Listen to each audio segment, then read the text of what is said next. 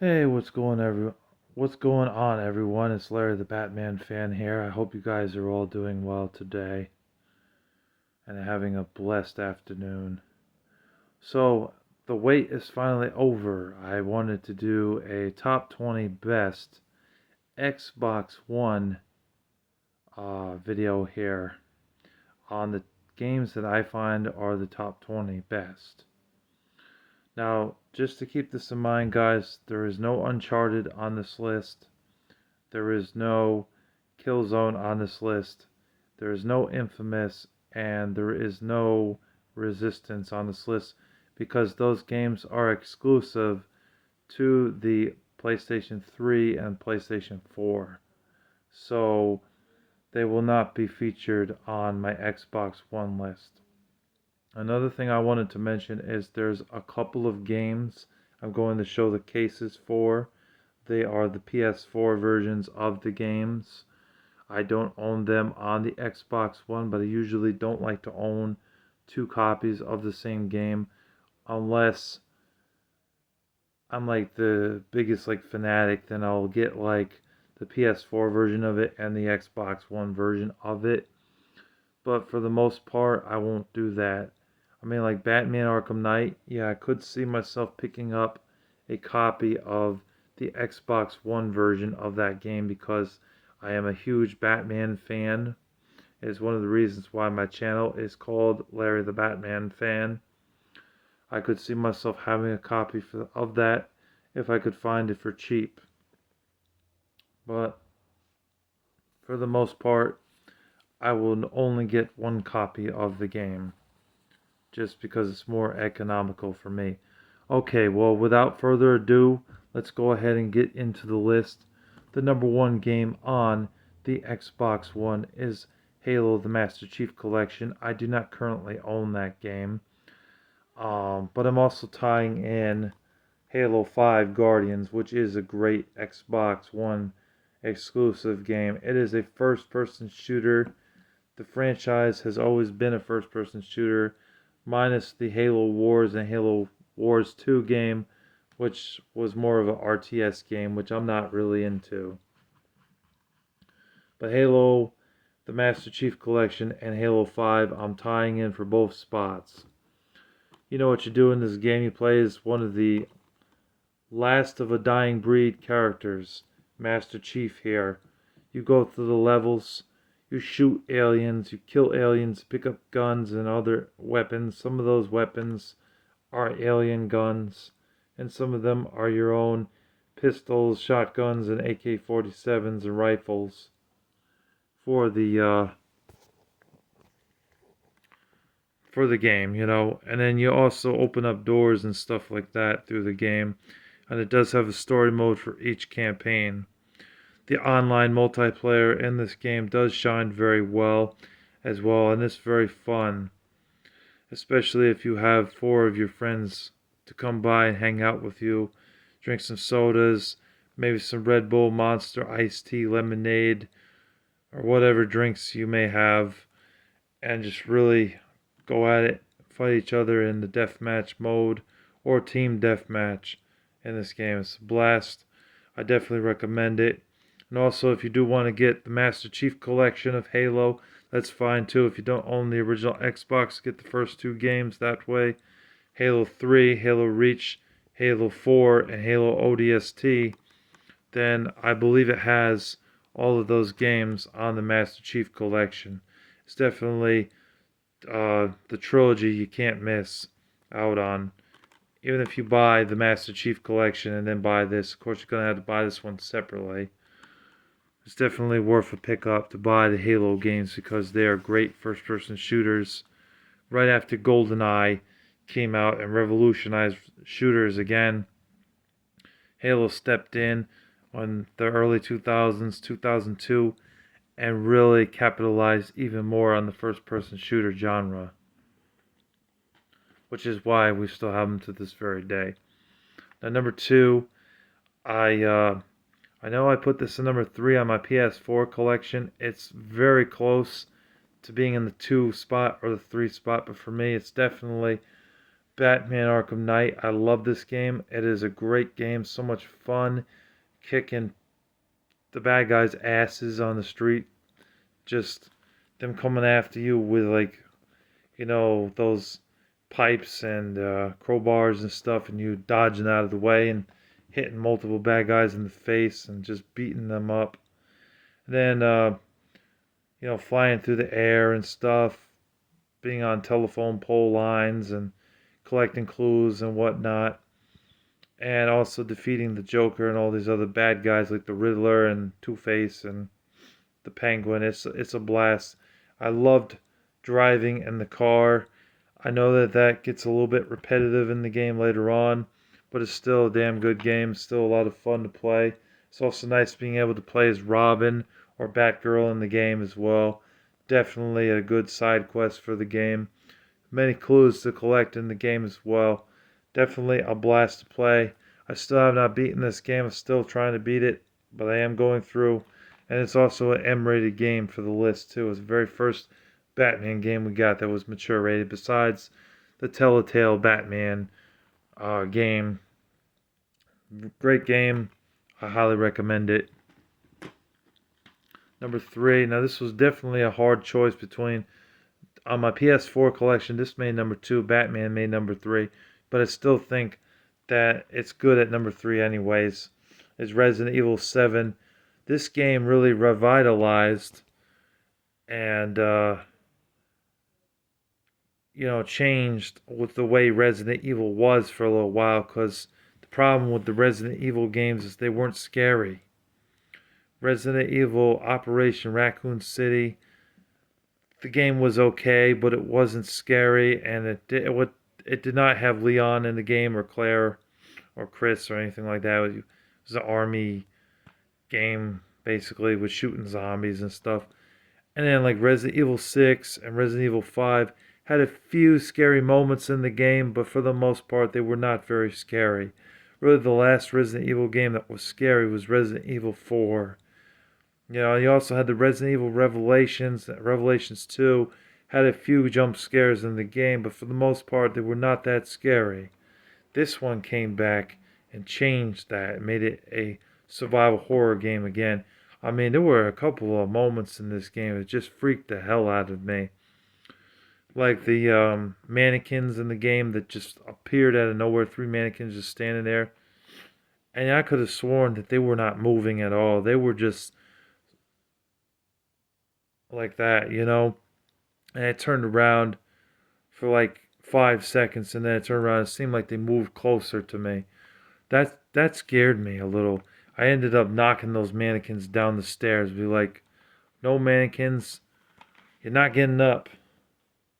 Don't want y'all getting up. Parts where, like, that guy with the chainsaw comes out of this one door as you're trying to get by, and you're like, oh shit. You're like, whoa. And you're like, okay, well, I guess I can't go that way. I gotta go the other way, go around that way and try to get away from him. There's a lot of scare factor in this game for sure. Definitely increased. Increased. Definitely went back to its roots. I mean, it's definitely a good game. Definitely pretty looking, but also the prettiness in the game is also very dark, of course. Which I'm usually not about the darkness stuff, but Resident Evil, I like it. I think it's good, and everything. And it's just a really damn good game. I highly recommend it if you guys have a PlayStation 4 or an Xbox One. It kicks butt on both of them. Number 4, we have Sunset Overdrive. This was a fun action-adventure game. I do classify it as an action-adventure game because even though it has some, third-person shooting in the game, I don't consider it a third-person shooter. I mean, I guess you could, but it feels more like an action-adventure game to me because, you're skating in this game. Kind of has a Tony Hawk vibe to it.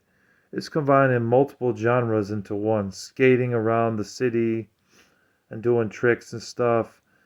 Doing shit for other people in the game. There are these monsters, these annoying monsters that pop up randomly throughout the level that you have to whack and kill. you know. So it's more action adventure in my opinion, but it's a good game. It was one of the exclusives on Xbox One. It was definitely a new IP.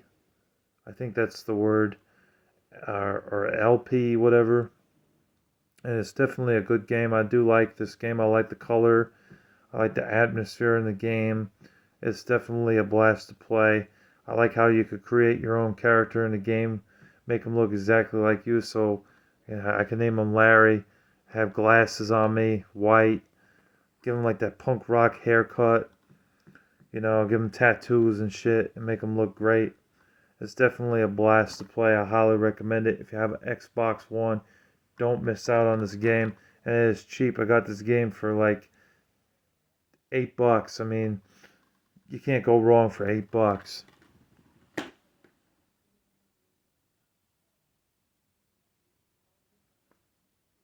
All right, number 5 we have for the list. We have Rise, Son of Rome, which was a. Excuse me, sorry, I was just fixing my glasses. It was a exclusive for the console, and it was definitely a good one to play. It was a beat 'em up style game where you're like some Romans. Kind of had like a 300 type of vibe to it, but it had a lot of like, going around whacking the guys with the sword and everything. It was a really good game. The parts in the game where you had to like stand on this thing, launch a cannonball, and the cannonball goes like 4 feet away, it just goes, and then all the bad guys in the game are trying to get out of the way. Boom, lands, blows up like 5 dudes, and there's only like 2 or 3 guys left on the screen that got out of the way in time. It's a lot of fun, a lot of ass kicking and stuff in the game. It's a damn good game. I definitely recommend it if you have an Xbox One. All right, now number 6, I don't currently own. And I know Jack of Gold Kick he doesn't really like the game. He thinks it's terrible, but personally, I disagree with that. I think Dead Rising 3 is a good game. I'm not the hugest Dead Rising fan, but I'd be lying to say if the games weren't good. All of the games in the franchise are good except the fourth game. The fourth game was very glitchy and had a lot of problems. Plus, Frank West is a jerk in the game. There's a part in the game where he leaves these 2 survivors um, stranded there with no food. I think he gives them 1 weapon, and then he just takes off. He doesn't even bother to stay with them and help them defeat the zombies. Just, oh, here you go. You need a weapon? Here you go. All right, I'm getting the hell out of here. Bye-bye. Wow, what a jerk. But in the third game, he's actually a pretty good guy. Um, and the game was still pretty fun. One of the first parts of the game, I did play this game, by the way. But one of the first parts of the game, you're jumping on cars and stuff because there's all these zombies on the screen. So you had to be a bit stealthy. You can't drop down there because they just start biting at you. So you had to jump on the cars and stuff and get away from them and get into this like cave area. So that's how the game, one of the first levels of the game was like. There was a part where he had to fight this dude who's in a truck. Man, that part was really difficult. Like 2 hits and you're dead. They could have given you a few more hits. I had a hard time getting past that. But the game is still pretty good. It's a good zombie game. I love the atmosphere of the game. Some of the characters you meet in the game are interesting. Some of them are jerks and you just want them to, screw off basically because they're rude and obnoxious. But then there are other characters in the game that are actually pretty cool to talk to and everything. Get weapons, chainsaws, guns. Um, Might even get a sword and a billy club and crowbars and any sort of melee weapons you can find in the game. Definitely use that to your disposal, you know. Okay, so the next game on the list that we have is Life is Strange. This is a very good adventure game. I do like this game. I like the story in it. I really do enjoy Chloe and Max. Their characters are very intriguing, very interesting. They're searching for one of their friends, Rachel, I believe was her name, who apparently just disappeared one day. Max is still in school, but Chloe ends up getting expelled because she's always fighting with people and she's smoking weed and stuff in the school, so they expelled her for it. But it doesn't stop her from hanging out with Max. Max also has a friend named Warren in the game that she sees often. He helps her out in the game. Parts of the game where it's decision making, where you could either steal the money or you can leave the money behind. There's a guy that Chloe owes money to who borrows money from him but doesn't pay him back. Damn near kills her too, but she ends up sparing him, stepping in and helping her out, save her life and stuff. It was really compelling, really good game. It's a shame that the sequels did not feature Max Caulfield in the game, but I definitely recommend this game. It's a lot of fun. The parts in the game where you sneak into the actual school to go swimming in the game, that was kind of fun. And you had to sneak out of there when the security guard shows up. You know, it was just a good game. I recommend it if you love adventure games. It is definitely one that you can't miss out on. All right, now number 8 we have here for the list, Tomb Raider: The Definitive Edition. Even at number 8, this is still a great game. This definitely made the Tomb Raider games come back with a bang because they were really good action adventure games with shooting in it and, combat. Like you could stab people with your knife and wolves as well, because wolves and bears do attack you in this game. And also you get a bow and arrow to fire at the wolves and the bad guys in the game. Try to find out what is going on with the whole Trinity thing, because Trinity's evil and they're really not as they seem. They're not as like family friendly and they're not as like good as some people make them out to be. And she learns that over time, that they're just selfish jackasses that want the money for themselves and they don't really care about killing some of their own if they get in the way and rebel against them, which she does. The puzzle solving in the game is also interesting. Some parts of puzzle solving pisses me off though, because it is a bit hard for me to get past to figure out the puzzle. You really got to sit there and think where to go and everything. I hate when they do that with games like this, Uncharted and BioShock, but they are all still pretty great games. But yeah, for Tomb Raider, great game. This version I think just has one extra level and maybe the DLC. I think it's just the DLC in the game. And the graphics are slightly better than the PS3 and the Xbox 360 counterparts. Still, it's a great game nonetheless. I got this game for free off my main man, Gimpy Ninja. Definitely a great game. Definitely recommend it. It's great for whatever console you pick it up for.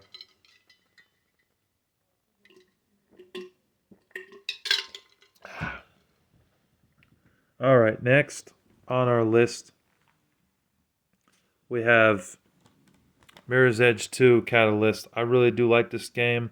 And yes, this is the first game on our list that is not a mature game. Something I forgot to mention is I will be adding a few non-mature games for this list because I want to give some insight on some more family-friendly games that I think some of the teenage kids and young 7, 8, and 9-year-olds can enjoy as well.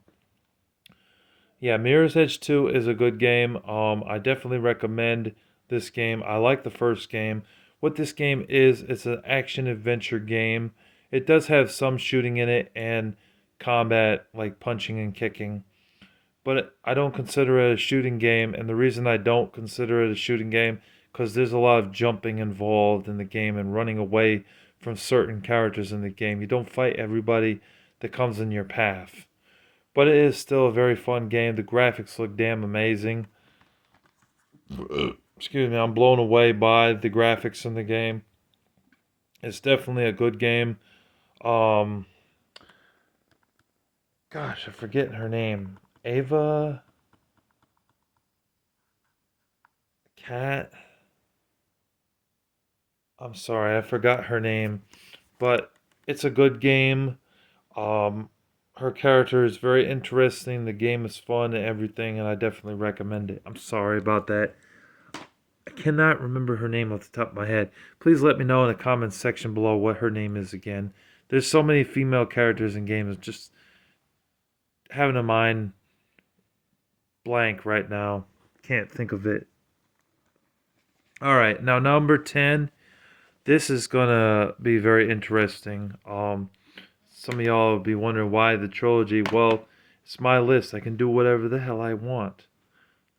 I'm just trying to help out you, the viewers, and deciding what games are worth picking up for your Xbox One collection. So please, don't judge me. Keep an open mind.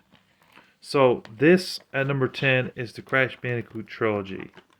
I got Crash the Insane trilogy. You can also get this on the PS4, or you could get it on the original PlayStation, which is where they originally were. You get Crash Bandicoot 1, 2, Wrath of Cortex, I believe, or Cortex Strikes Back, and 3 Warped. You get them all on one package right here, so it's really worth it.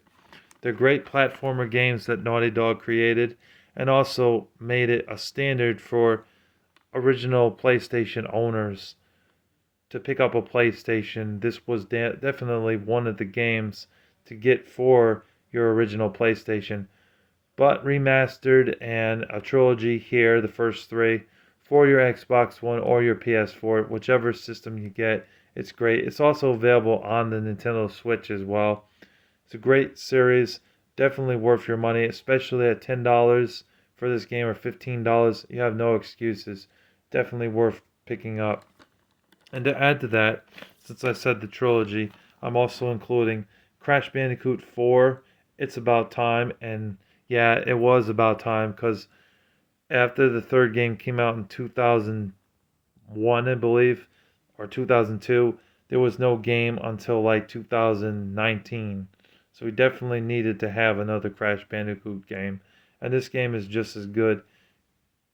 Beautiful looking and very colorful. And the same old good Crash Bandicoot at its finest, collecting apples and things like that. Stomping on bad guy heads in the game and getting to Neocortex and whooping Neocortex behind in the game. And I'm also including, since it's on the Xbox One, I'm including Crash Team Racing Nitro Fuel. This is a great kart racing game. Definitely don't pass it up. It's definitely worth your time and money. It may have Crash Team Racing on it, Crash Nitro Kart, and Crash Tag Team Racing. It might have all 3 of them on there. Or it might just be its own thing. I'm not really sure. I haven't had a chance to play it yet. But I know it's a good racing game that can contend with Mario Kart. It's definitely a good kart racer for all y'all wanting to play a kart racing game in the Crash Bandicoot franchise. So definitely recommend that you check out all 3 of these games, whether it's on the Switch, the Xbox One, or the PS4. Alright, so we are at number 11 now, folks. This is a long video, 24 minutes. I'm going to shorten my reviews here just to keep a little bit of time. The time down, that is. So at number 11, I don't own this game, but I have played it before. Certain copies they sold by itself, and other copies they sold with the Gears of War Ultimate Edition, which was basically a remake of Gears of War 1. The graphics looked a little bit better there. But yeah, just Rare Replay by itself is what we're doing here. That's a good collection of games, and that's more family friendly. The only games on the collection that are not family friendly is Conker's Bad Fur Day and Perfect Dark. The rest of the games on there are pretty much E-rated or T for teen, because Jet Force Gemini was on there, and that game's rated T for teen. The only thing it doesn't have is GoldenEye on there. I don't know why, but that would have been nice to have that on there. And there's one or two other games, I'm sure, that could have been on there for Rare. But you get Snake Rattle and Roll on there, and you get Banjo Kazooie, Banjo Tooie on there. You might get Banjo Nuts and Bolts, even though I've heard that that game is not as good as the first two. And then you also get, Super Off Road, I believe, and you get RC Pro Am 1 and 2 on there, and a couple other games. It's definitely a fun franchise. A game rather. I definitely recommend that game for sure. Okay, now number 12 I do have, and this game is Reco. This is a third-person shooter game on the Xbox One, exclusive to the Xbox One. It is a damn good game. Definitely a fun game to play. I definitely recommend it. Some people thought it had some problems though because of the glitches and stuff. Couple of problems with the voice acting may not like line up with people that are speaking in the game, but it's still a decent game. It's probably like a 7 out of 10. Definitely worth it. Definitely not in my top 10 though because of those problems, but it's not a bad game. It was fine. I definitely recommend Recore. Alright, now number 13, we have a very fun action-adventure game with sword fighting and combat and shooting. Kind of reminds you of Red Steel in a way, but a bit more violent. Is Dishonored 2. This is also available on PlayStation 4 if you don't have an Xbox One. Very fun game. I definitely recommend this one. Um, it does have some stealth elements in the game, but you don't necessarily have to be stealthy in this game. You can kick butt and take out the enemies and stuff in the game. It's definitely a good one to play. Alright, now number 14 we have Devil May Cry 5. Definitely worth checking out. Also, there is the Devil May Cry HD Trilogy on the PS4 and Xbox One. That one's also worth getting. I'm going to tie that one in this spot for number 14, I believe, or 15. Definitely good. It plays Dante in the game, go through levels, killing demons and stuff, hacking and slashing your way through a bunch of them, brutal combos and stuff, and blood in the game. Definitely not a kid's game. Also, some language in the game as well. And it's definitely a good game. This game was also released on the PlayStation 5 and Xbox Series X, I believe, as well, because it came out in 2015, I believe. So you can get it on those consoles as well. Definitely worth checking out. Great game, great franchise. The only one that's got a lot of problems is the second one, really. But even that one I still think is a good game. Alright, number 15 we're at is Titanfall 2. Surprisingly, this was ported to the PlayStation 4. The first game was not available on the PlayStation 4. It was only available on Xbox One and Xbox Series X. Or Xbox 360, I mean. Meant to say. But they put the second game on PS4 and Xbox One. It's definitely a good shooting game. I'm glad that they put the campaign in there because we wanted a campaign for the game. Don't half-ass shit, Sony and Microsoft. We want campaigns in our first-person shooter games, because then it's just online multiplayer all the time, and it's like, we need more than that for paying $60 for a game. Don't be lazy. Put campaigns in our games, and they almost didn't do that with this game, but I'm glad that they did because it made the game worth the money. Now I didn't pay no $60 or $50 or $40. I got this game for $6. Definitely worth $6. You can get this game for around that price, $5 to $7. Definitely worth picking up. It's a good shooting game.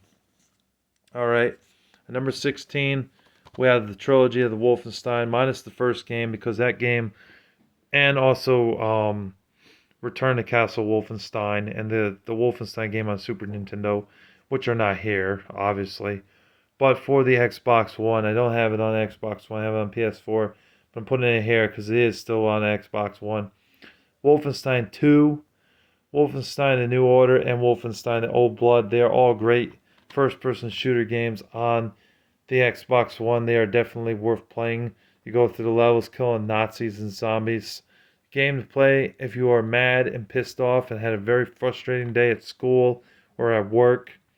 Definitely one that you can hop on and play and just shoot everything in sight. You know, kill all the Nazis in the game. Go from point A to point B. It's very linear and very straightforward when it comes to where you got to go and everything. Definitely worth playing, especially to get the trilogy. Even if you have to buy the second one separately, definitely worth paying the 30 or 40 bucks for all three games. It's definitely worth the money. Great first-person shooter games. Can't recommend them enough.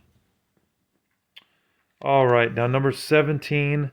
I don't own number 17, but number 17 is Hades. I know that it needed to have a RPG on the list, and this one seems very interesting. I'm probably going to get a copy of this when I can find it for an affordable price. But Hades is a good game, and I definitely recommend Hades. It is a dungeon crawler game, and the franchise is definitely worth picking up. Hold on. Now, being that this game came out in 2021, I believe, the game was also released on PlayStation 5 and Xbox Series X as well. But the game is fun. It's a good, stylish beat 'em up dungeon crawler RPG game. Definitely fun. Uh, collect gold pieces and stuff. Kind of reminds me of Untold Legends meets a kid-friendly Diablo type of game. I think that's like the best comparison there. But it's definitely fun and a good game to play. Definitely look up some gameplay on that. And it's available on Xbox Series X, Xbox One, PS4, and also PS5, for those that are wondering. Number 18, I do have somewhere in my collection here. I have it for PS4, but that is another RPG game on the system. It also combines it with a shooting game. Excuse me. A shooting game as well, and that game is Fallout 4. Fallout 4 has a lot to do in the game. Definitely a lot of exploring. Get a dog as a companion to fight the bad guys in the game. I love the grass, love the fields, love the atmosphere and the environments. You can sleep in abandoned houses in the game. You can steal stuff in the game. It's definitely a fun game. Explore the towns and get into the towns, and you meet some survivors in the game, and then some of them are friendly, some of them are not so friendly. The ones that aren't friendly, they probably shoot at you, and you have to shoot back and kill those bad guys in the game. Definitely a fun RPG shooter game. I highly recommend it. Can't recommend it enough. Number 19, I don't own either, is Soul Calibur 6. Soul Calibur 6 is also available on PS4. It's definitely a good fighting game. I love the Soul Calibur games. The first one I played was the second one. It's a fighting game. Plays characters like Nightmare, Ivy, this ninja dude, Cassandra, and the dude that says, "Squirm! Scream!" He's got like that big, long axe. I forgot his name. It's definitely a good franchise, a good fighting game that show that it could stand the test of time. Okay, now number 20 is Star Wars Jedi The Fallen Order. We finally got a Star Wars game that was actually really good. It's also on PS4 and also PS5. It's a good Star Wars game, definitely fun. Going around as a Jedi, kicking all sorts of ass in the game, definitely worth uh, a pickup and playthrough. And it was a lot better than Star Wars Battlefront and Battlefront 2, which had a lot of problems, a lot of glitches and things like that.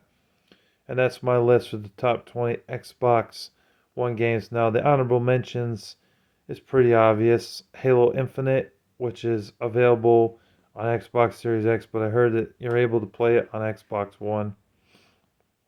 That's a good game. Gears of War 4 is up on my list, yes, under honorable mentions, but I definitely understand that it was a downfall. It was a bit of a letdown compared to the other Gears of War games. Gears of War 5 is not in my honorable mentions because the game is a piece of garbage. Gears of War Ultimate Edition, which is the remake of the first game. I also do recommend Agatha Christie, The ABC Murders. I recommend Alien Isolation. I recommend Battlefield 1, which I do have right here, but the PS4 version. That's a good game, good first person shooter. I recommend Prey, Sonic All-Star Racing Transformed. I recommend Sonic Team Racing. I also recommend Battlefield 4, and I recommend Call of Duty Infinite Warfare, Call of Duty Ghosts, Call of Duty Black Ops 3, and Call of Duty Advanced Warfare. I didn't feel like putting them on my list because Call of Duty has become a dead franchise, in my opinion. There is no need to pick up Call of Duty these days unless you get the games for cheap. Batman Arkham City Revisited. It's a remaster of the first 3 games. Definitely a good one. Sherlock Holmes Crimes and Punishment. And I also do recommend Resident Evil 8 The Village, even though I'm probably never going to get that game because it's got sorcery in it. It's against my religion. Um, and then I also do recommend, let's see, 7 Days to Die. And I recommend DayZ, which looked like a really fun zombie game. State of Decay 1 and 2. Dead Island Definitive Edition. And I do recommend Need for Speed Payback. And I recommend Prey. I don't know if I said that. I might have said that already. And I do recommend the other Sherlock Holmes game. I forgot what it's called. But that game looks pretty cool as well. So those are some of the honorable mention games that I recommend, folks. I hope you guys enjoyed watching this video and checking me out. Checking out this top 20. And hopefully you guys agreed. If not, leave it down in the comment section below and let me know what games you would have chose differently for the list, or what games are your top 15 or top 20 best games on the Xbox One. And I appreciate you all for watching, and thank you. God bless you all, and have a wonderful New Year's, and thanks for watching my top 20. Take care. Peace.